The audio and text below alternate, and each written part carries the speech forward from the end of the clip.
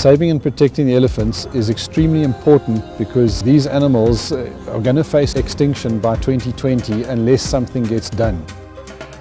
The one thing that we found more effective, and we've been responsible for catching a handful of poachers, but the one thing that we find far more effective than anything else to date is the visible policing aspect of this drone. We fly the aircraft with lights on and we fly the aircraft low and people can hear it. If it's below 50 meters, the audible footprint from the prop tends to create a presence, and the poachers don't like a presence. So that has the ability to move people away. 2 years ago, we were busy flying in the Kruger National Park and we were grounded, and we were obliged to go through the same formalities as a proper airline.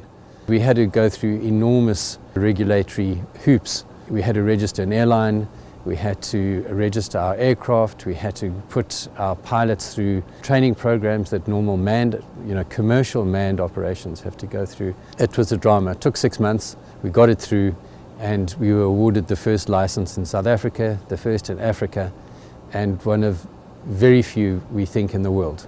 We get the local park ranger, and there's a lot of corruption that goes on.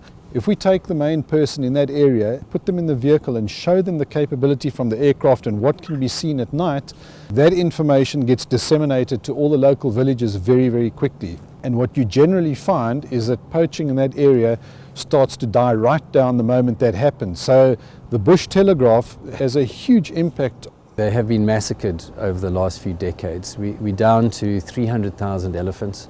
That's been from 1 million, 2 decades ago. They've been killed at a rate of 40,000 a year.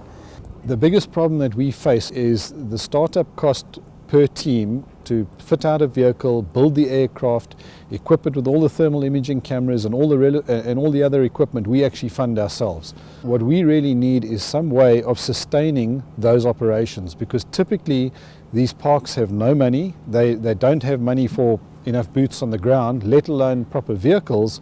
They have no money to run a drone operation. The slaughtering of these majestic animals in their natural habitats and their environment is something that, unless you've been there and experienced it and seen an elephant hacked to death, it's a crime scene that is just bar none. We have to do something. If we don't do something now, our kids will never ever see animals like this again. That's a fact.